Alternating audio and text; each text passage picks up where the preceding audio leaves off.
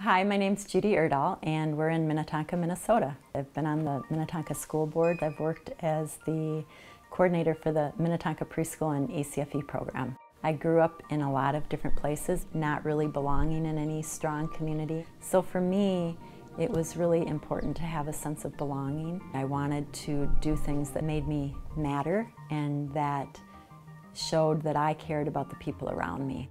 When I was diagnosed with breast cancer, you think, okay, this is going to be a really hard thing, but I can do hard things. I always taught my kids that you can do a hard thing.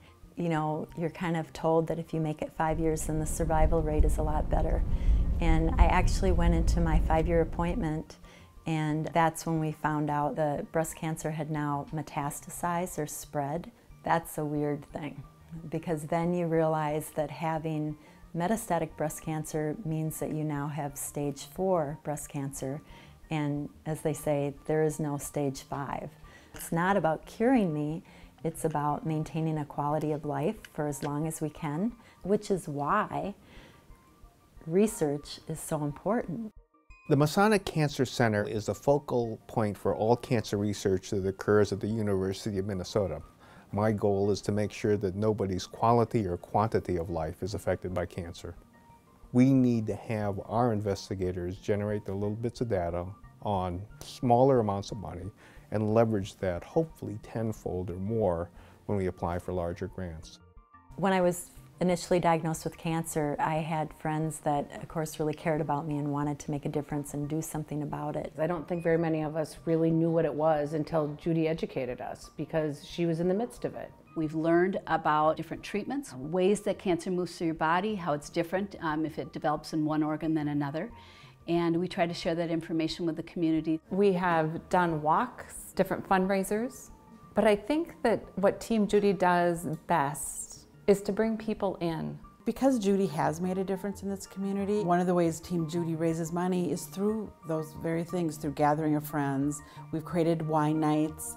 We raise money and we have a lot of fun while we're doing it. We need people to identify their own Judy, because not everybody's Judy is our Judy.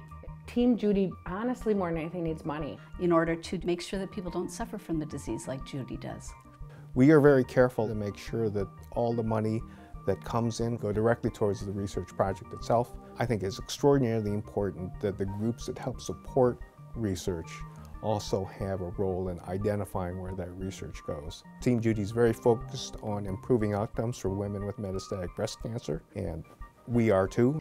It gives people an opportunity to let their Judy, and in our case, our Judy, know that they care for her, that they love her, to leave a legacy. When I really freak out and start getting really afraid, I think about something to be grateful for. And I am so grateful for the people in this community. They've supported me probably in more ways than even they know that they have. They've fed my family, they've weeded my garden, they've done my laundry, they've made me feel like I belong and that I've made a difference. I think maybe that's what they've done more than anything, is they've helped me to know that I've mattered. And they've mattered a lot to me. So this is an opportunity to us to honor Judy, to make a difference, and an opportunity for anybody else to honor someone special in your lives. Who is your Judy?